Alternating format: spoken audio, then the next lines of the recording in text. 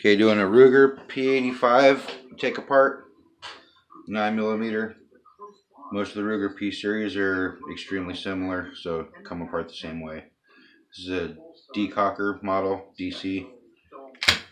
Lock the slide open. Inside there's a part of the ejector. It just pushes down and clicks there. Lower the slide back down. Comes back about 1/8 of an inch. And then the takedown lever will push up, pull out.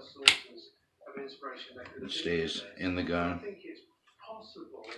And then the slide can come off from there. From there, the spring just comes up, pulls out towards the back.